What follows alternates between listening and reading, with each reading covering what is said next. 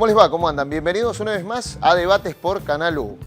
Hace un tiempo, cuando se debatió la ley de interrupción voluntaria del embarazo, en las dos cámaras, en la sociedad también, que tuvo media sanción de diputados, que tuvo el rechazo del Senado, se escuchó decir, quizá unánimemente, que lo que hacía falta era educación sexual. La campaña que impulsaba el proyecto de interrupción voluntaria del embarazo venía pidiéndolo hace rato. Quizás del sector opositor puede haber sido la única coincidencia, la que se dijo, impulsar la educación sexual. Hace poquito, hará unos días nada más, un dictamen de la Cámara de Diputados, de un plenario de comisiones de la Cámara de Diputados, propuso reformar la Ley de Educación Sexual Integral. ¿Para qué? Para que esta ley, que se sancionó en el 2006, pueda ser aplicada en todos los distritos. Recordemos que son 24 distritos en la Argentina, 9 solamente la han aplicado. Y hay muchas instituciones que la han dejado de lado porque no coinciden con sus contenidos. Bueno, este dictamen apunta a eso, a que ningún distrito ni ninguna institución pueda dejar de lado los contenidos de la llamada ESI. De eso vamos a hablar hoy en Debates y comenzamos de esta manera. La Cámara de Diputados firmó dictamen de mayoría respecto a la Ley de Educación Sexual Integral, lo cual va a obligar a todos los establecimientos educativos a dar dicho contenido. Hay un informe de UNICEF Argentina que dice que cada 3 horas una menor de 15 años es madre en la Argentina y cada 5 minutos una menor de 19 años. La Red de Padres Responsables elaboró una encuesta donde establece algo que suena bastante lógico, ¿no? Y es que 8 de cada 10 padres prefieren ser informados de antemano sobre los planes de educación sexual que abordarán sus hijos en escuelas y liceos. Pero, y ahí empieza ya una mayor polémica, la mitad, 53%, considera que solamente los padres pueden decidir qué tipo de educación sexual tendrán los menores que tienen a cargo. Entonces acá invertir a través de la educación en una sexualidad responsable, en una salud reproductiva de calidad, necesariamente necesita reforzar ese pilar.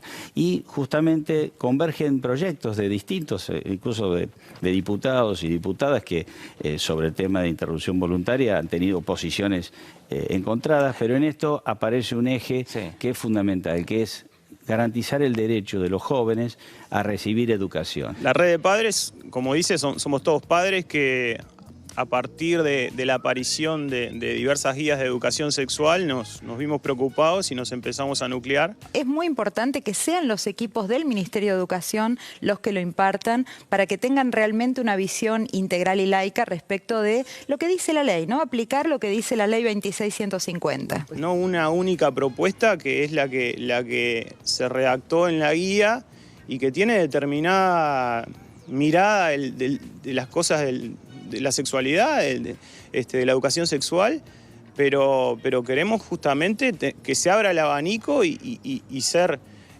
protagonistas y tener contrapartes de cada una de las diferentes miradas dentro de la educación. Lo que dicen algunos sectores, posiblemente basados en alguna creencia religiosa, que es absolutamente respetable, es que la familia es la que se encarga. Y nosotros decimos que eso no se descarta, que si es una familia que tiene muy buen diálogo y buena comunicación, padres e hijos, eso siempre es muy bienvenido. Pero la educación sexual integral en las escuelas, de manera obligatoria, curricular, absolutamente complementa lo que podría desarrollarse en las casas. ¿Cuál es el argumento? Mira, en el debate respecto de la interrupción voluntaria del embarazo, del aborto legal, la mayoría de quienes estaban en contra del proyecto de ley decían: se tiene que aplicar educación sexual integral.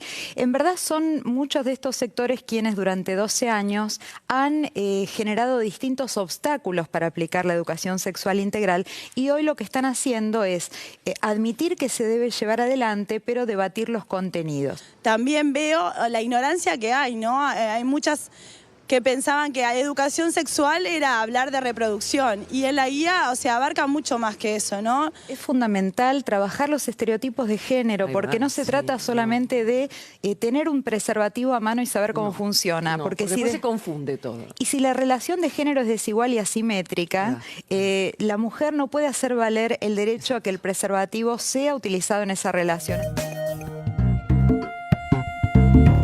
La verdad que un tema más que interesante para seguirlo debatiendo, obviamente no por nada.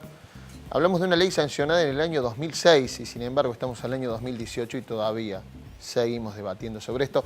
Vamos a saludar a los invitados. Guadalupe Molina, pedagoga feminista, doctora en Ciencias de Educación, investigadora de Educación y Género, Sexualidades de Jóvenes en Escuelas Secundarias. Gracias por venir, Guadalupe. Gracias a vos por la invitación. Ángel Robledo, secretario del Consejo Católico para la Educación de Córdoba. Gracias por venir, Ángel. Hola, buenas noches.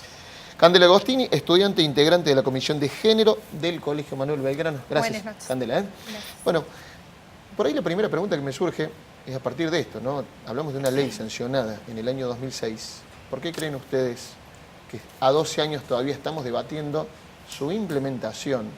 Hay datos que hablan de que solamente 9 distritos de los 24 argentinos la han aplicado. Muchas instituciones de esos 9 distritos todavía no la han aplicado. ¿Por qué estamos debatiéndola? Guadalupe. A mí me parece que es fundamental primero pensarlo al revés. No es de arriba hacia abajo, sino que la educación sexual está siempre presente en nuestras escuelas. Y lo ha estado incluso desde antes de la Ley de Educación Sexual Integral. Más allá de estas estadísticas, para mi gusto un poco engañosas, hay educación sexual en muchas más escuelas de las que a lo mejor uno dice, bueno, la ley, los distritos y los distritos a las escuelas. Claro. ¿No? Es algo que uno puede leer, ¿no?, en distintos sentidos. Entonces, es verdad, ¿no?, que es una responsabilidad del Estado a partir de que hay una ley que debemos respetar y que fue consensuada en nuestro país, pero también es cierto que las jurisdicciones hacen distintos esfuerzos para poder implementarla. En algunas jurisdicciones hay más recursos, en otros hay menores, y ahí el papel de la iglesia, de la familia, de las propias tradiciones en esas jurisdicciones son distintas. Pero a mí me gustaría resaltar además la importancia que tiene ese nivel institucional, lo que pasa en cada una de las escuelas y lo que cada una de las escuelas, en toda su heterogeneidad, también está debatiendo y preguntándose respecto a qué hacer con cuestiones de género y sexualidad en la escuela. Esto excede 9 jurisdicciones o tantas escuelas, sino que hay mucho ahí para reconocer y también para poner en la mesa del debate, porque me parece que nos está interpelando, ¿no?, como intelectuales, como políticos, como directivos de instituciones o funcionarios de los ministerios de educación, ¿no? Ahí está, si se quiere, cocinándose todo el tiempo, ¿no?, un hacer con educación sexual. La ley me parece que a lo que nos invita es justamente a decir, primero es un derecho de todos, todas, todes, como querramos decirlo, en las instituciones, pensando en niños, niñas, jóvenes, adolescentes, incluso en estudiantes de la formación docente, del nivel superior, y yo diría también del nivel superior universitario, aunque la ley lo exceda, recibir educación sexual. ¿Qué hacemos con eso? ¿Cómo eso nos atraviesa en nuestras relaciones dentro de las instituciones y también cómo eso atraviesa las propuestas de enseñanza que nosotros tenemos?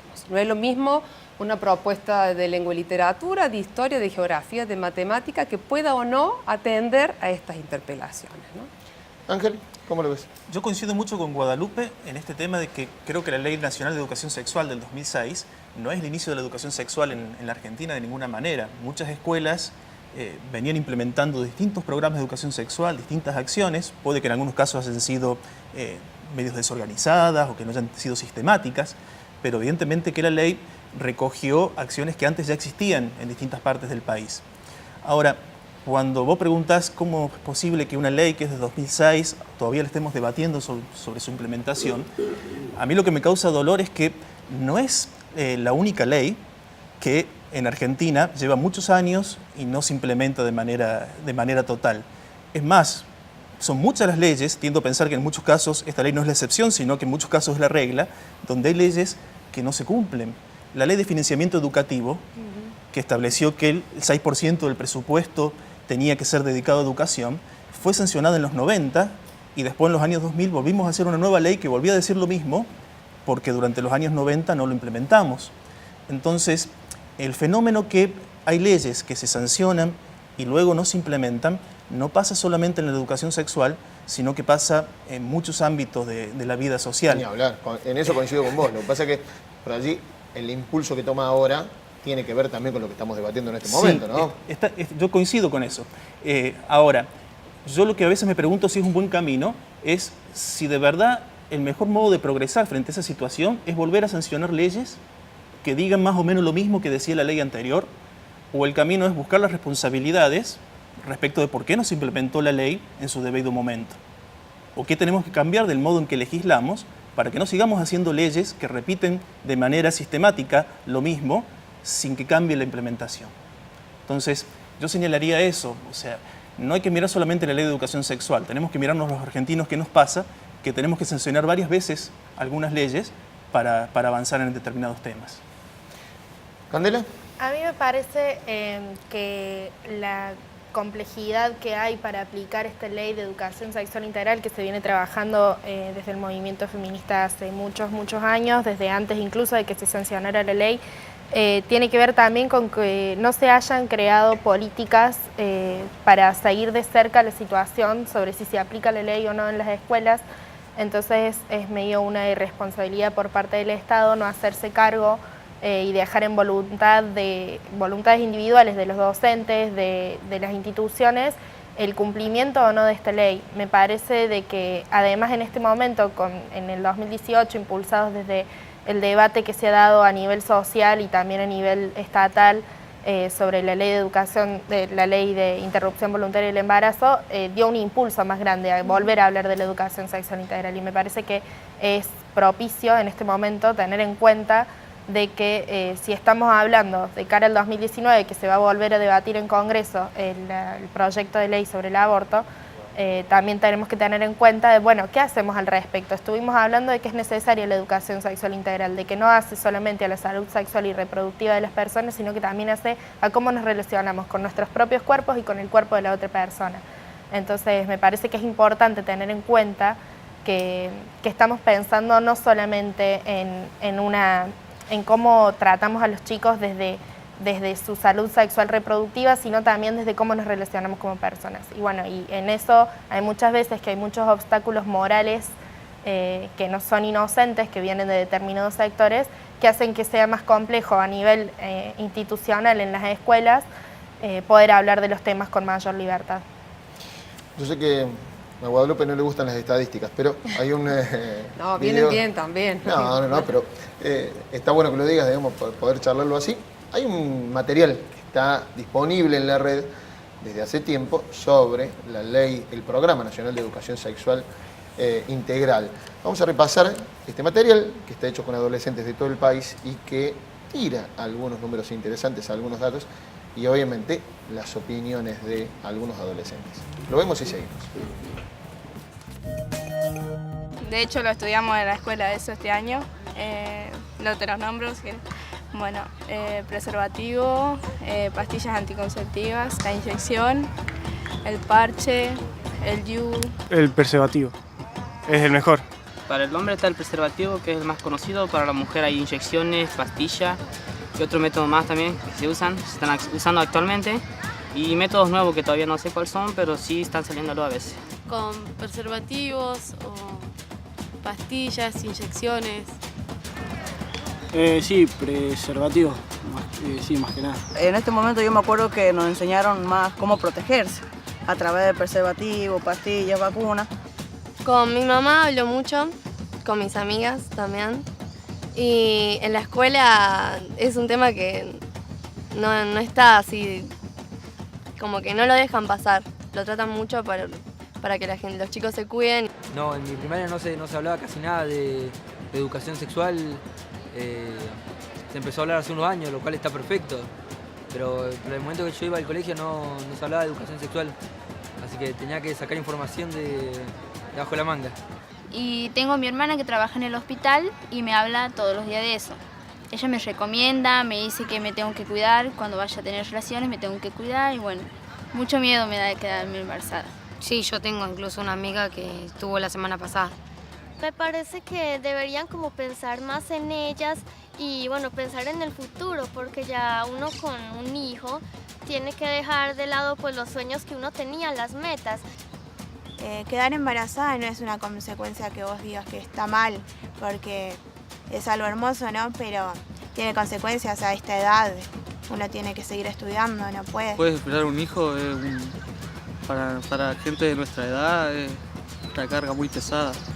Porque muchas chicas se enamoran mucho de un chico que tal vez no está en la misma situación que ella y les piden la prueba del amor y no se cuidan.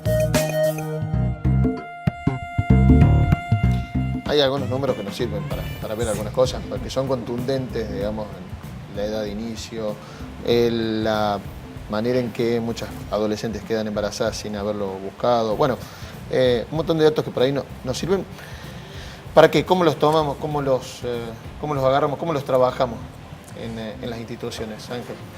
Yo creo que hay que ser, como decía Guadalupe, cuidadosos con las estadísticas. No niego que claramente es un tema a atender y es un tema urgente, pero uno ve estadísticas que son muy contradictorias. En este año el Ministerio de Educación de la Nación publicó una estadística donde interpretaba que el 80% de los chicos decía que no recibía educación sexual en la escuela. Y al mismo tiempo la Fundación Huésped publicó una estadística que decía que 9 de cada 10 chicos decían haber recibido educación sexual en la escuela. Una encuesta nacional con más de 2.000 casos de la Fundación Huésped. Obviamente ambas encuestas no pueden ser congruentes entre sí. Creo que están faltando estudios serios, así como hay dificultades en la implementación. Otras dificultades que tenemos es un seguimiento serio de lo que está sucediendo efectivamente en las escuelas. Y en eso coincido con lo que se ha dicho, que debería haber políticas de seguimiento respecto de lo que está pasando, que vayan incluso más allá de las encuestas, porque las encuestas te dicen lo que la gente piensa sobre un determinado tema. Y a veces hay que buscar evidencia de la enseñanza y del aprendizaje que vayan más allá de la opinión. ¿Andela? A mí me quedó sonando en la cabeza lo que dijo la última chica de que una prueba del amor era tener un niño en su panza. Me parece muy fuerte esto y me hace pensar de que justamente de que por eso estamos hablando de educación sexual integral. Esa pensar de que tener un hijo va a ser una demostración de amor, de que ella le debe algo a él, son un montón de cosas que trabajamos desde los estereotipos de género y desde la violencia de género. Hay un montón de cosas que en determinados contextos socioculturales son muy distintos y que dependen los barrios en los que trabajemos, los códigos que se manejan, y es muy importante destacar que, por ejemplo, esta chica puede tener un hijo porque su novio le dijo de que si no la amaba, ¿verdad? Ella no le iba a demostrar un amor real. Bueno, hay que prestar atención a estas cosas, empezar a visibilizar todas estas construcciones sociales que no son naturales, son construcciones sociales que se van naturalizando, para también tener en cuenta cómo prevenir estas cosas y cómo prevenir el acoso y cómo prevenir el abuso y cómo prevenir un montón de manifestaciones sobre los cuerpos de las personas que en general no surgen de la nada. Y bueno, y me parece importante destacar eso, de que si no trabajamos los estereotipos de género, si no trabajamos todas las normas que son impuestas sobre los cuerpos, especialmente de las mujeres, no vamos a poder pensar entonces en una forma libre de crecimiento y desarrollo, no solo a nivel físico, sino psicológico y emocional de las personas. Bueno, pero justamente en eso que marcas, sí, en la cuestión de trabajar los estereotipos, en trabajar las identidades de género, sí, es donde aparecen las mayores oposiciones. Sí, si totalmente. Bueno, a mí me llama la atención siempre que hablan de una educación del amor, una educación desde el amor. Y yo me pregunto, ¿cómo puede haber una educación desde el amor si antes no mostramos qué es lo que no es amor?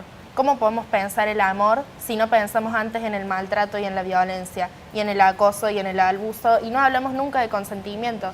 ¿Cómo podemos pensar en educar de manera sana y completa a nuestros niños y niñas si no les enseñamos de que no hay nada que pueda pasar en su cuerpo que no sea deseado por ellos? De que si hay algo que les pone incómodos o incómodas, tienen la capacidad de hablar, y porque son sujetos de derechos y tienen la capacidad de poder expresar las cosas que les gustan y que no les gustan también. Entonces es muy importante salir desde ese lugar de silencio y de tabú en el que no se puede hablar de las cosas que son incómodas, porque terminan generando conflictos personales de un montón de niños y niñas solamente por un tabú construido históricamente a nivel no solo cultural, sino también político. Por eso es importante esta política de la educación sexual integral, para poder desnaturalizar esas cosas y que no quede a propiedad moral de los padres y madres, de los chicos, sino de pensar que buscamos infancias libres, que buscamos que se desarrollen de manera integral, teniendo en cuenta todos los aspectos de la persona, de conocerse y de conocer a la otra persona, desde el respeto y desde la tolerancia y desde el aceptar la diversidad.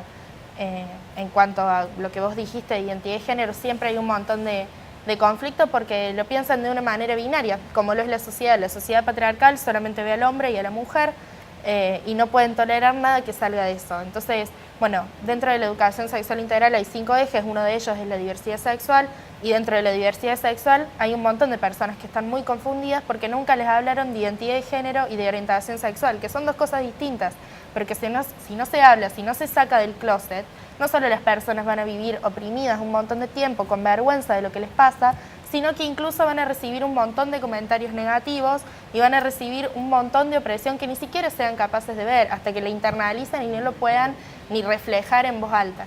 Entonces, bueno, hay que empezar a trabajar esas cosas, hay que salir del molde de lo que estamos acostumbrados, hay que empezar a pensar en lo que no estamos dispuestos a escuchar porque no coincide con nuestra manera de ver a la familia, heterosexual, cisgénero, monogámicamente pensado.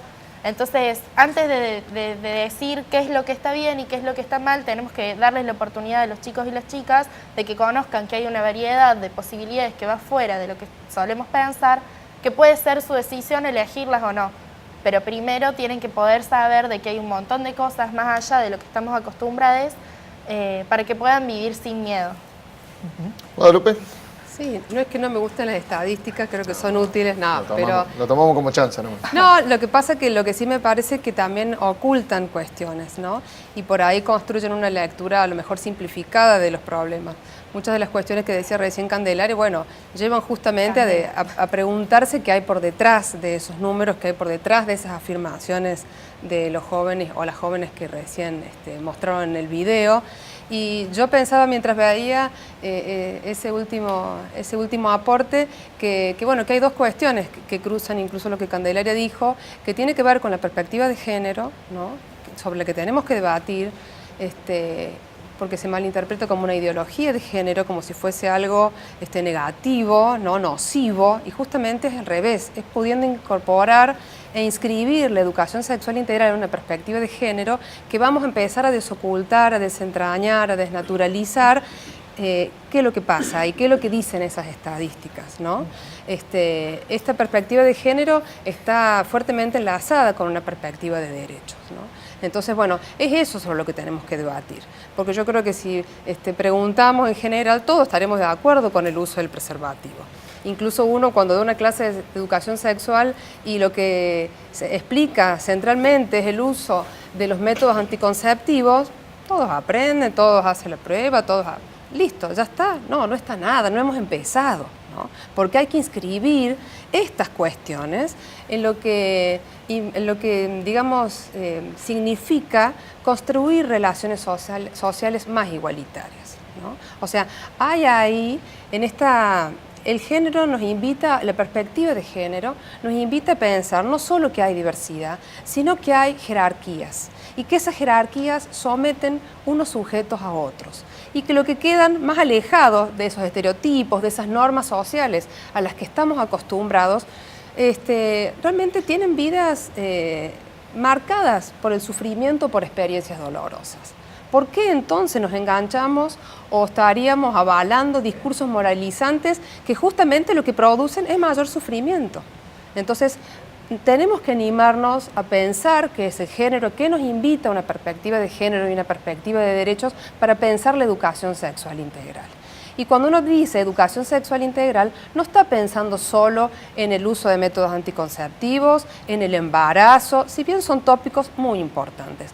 Está pensando también en las cuestiones de los estereotipos y está pensando también en cómo el conocimiento que se enseña en la escuela ha sido construido con una perspectiva androcéntrica. ¿Qué quiere decir eso? Generalmente, así como la historia la escriben los que ganan, los conocimientos y las instituciones las han ocupado, las han comandado, la producción de conocimiento, sujetos masculinos, o digamos, además sujetos masculinos en un orden patriarcal, porque uno quisiera meter todos en la misma bolsa. Entonces, bueno, hay también esta ley de educación sexual integral, y cuando uno piensa en la transversalidad de la educación sexual integral en la escuela, está invitando a las instituciones, a los docentes, justamente a repensar esas propuestas de enseñanza.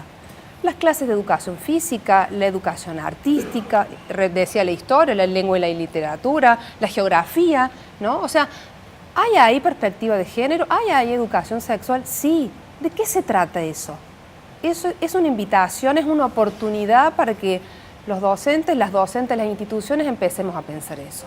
Y no una cosa más que mínima. ¿Antes que nos vayamos al corte? Sí. Digamos, ¿o te lo dejo decir en el próximo bloque? Bueno, diga. No, que tiene que ver con este nivel más institucional o de las instituciones, que no quita también, que si querés lo debatimos después, cuál es el papel del Estado en todo esto, ¿no? Que es el máximo responsable y al que tenemos que interpelar con el sostenimiento de políticas que lleven en este sentido, ¿no? Muchos disparadores dejamos en este primer bloque. Vamos a hacer la primera pausa en debates y ya venimos y seguimos hablando de la implementación del Programa Nacional de Educación Sexual Integral, que vuelve a estar en debate, por lo menos en diputados, está en debate en la sociedad hace tiempo. Ya venimos.